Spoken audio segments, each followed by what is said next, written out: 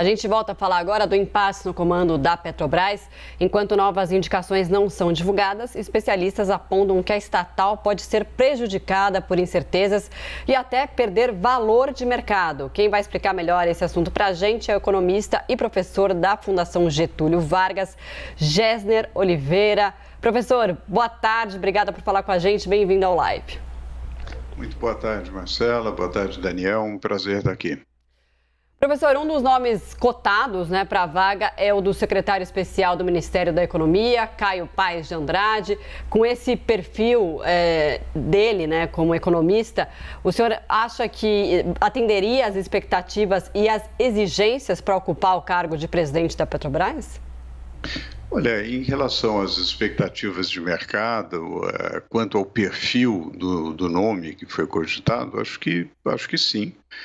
Aliás, as indicações que têm sido cogitadas, assim como foi o Adriano Pires, assim como era o general Joaquim Nunes Silva, têm um caráter técnico, são profissionais competentes que, na verdade, adotavam uma política de preços em linha com a paridade de preços internacional. Então, eu acredito que, do ponto de vista do nome, pelo menos até o que foi divulgado até agora, não haja problema. É claro que alguns quesitos do ponto de vista de governança, etc., que precisam ser analisados, e aí não dá para dizer se atendem ou não atendem, mas é uma questão de tempo para que haja essa nomeação formal.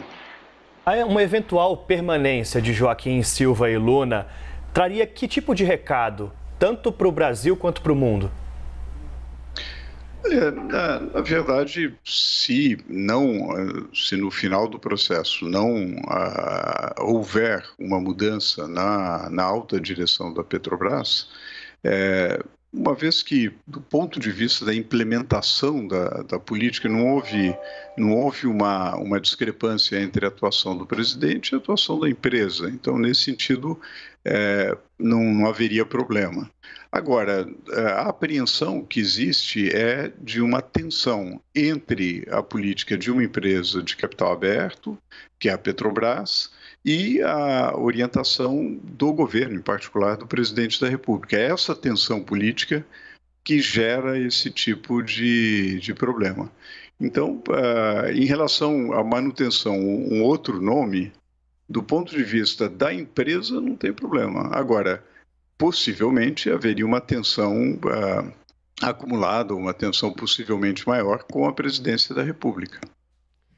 Gessner, e como que essa incerteza, esse imbróglio vai ter impactado o mercado e como que isso pode até prejudicar a imagem e a estatal?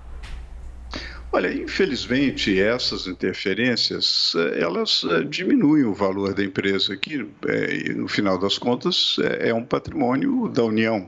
Né? Então, isso há uma perda de valor pelo fato de haver interferência por parte do governo diretamente. É claro que o governo pode, como representante da União, indicar os seus conselheiros ao conselho da empresa e, dentro das regras de governança da empresa, manifestar e fazer os seus votos.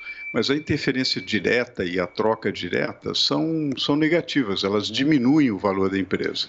Eu não quero aqui exagerar que houve uma grande queda de valor em função disso, mas, sem sombra de dúvida, perde a sociedade quando há interferência política sobre as empresas que têm o controle acionário da União. É uma perda de patrimônio, é uma perda de valor. Eu acho que nós deveríamos ter a preocupação de blindar as estatais desse tipo de interferência política. Independente de quem seja o indicado agora para o comando da Petrobras, o senhor avalia que há espaço para uma revisão da política de preços neste ano ainda? Olha, eu não acredito que nós possamos fugir de um fato. O fato é que o preço do petróleo no mercado internacional subiu para um outro patamar e está volátil em função das circunstâncias que todos nós conhecemos da incerteza no mundo e que isso infelizmente, não vai mudar no curto prazo. E uma empresa como a Petrobras, ela não pode ter uma política artificial de preços, ela tem que ter uma referência internacional. Ela tem que ter uma política de preços ligada, tomando como referência a paridade internacional.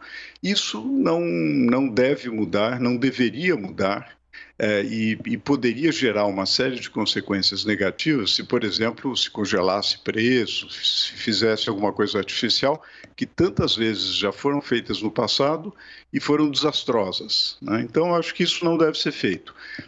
Há, sim, algumas alternativas, como a ideia do fundo de estabilização, como uma política talvez mais inteligente de impostos, etc., que pode atenuar os choques externos do preço do petróleo. Mas é só atenuar, não vai resolver o problema, não tem milagre. Muito se discute, né? Agora tem se discutido ainda mais por conta desse aumento dos combustíveis, essa questão da privatização da Petrobras. Isso seria um processo difícil de acontecer, mas seria uma alternativa? Olha, eu não diria que é uma alternativa na atual situação. Eu acho que, na verdade, a Petrobras ela pode, enquanto estatal, funcionar dentro das suas regras de governança sem necessariamente ter interferência política.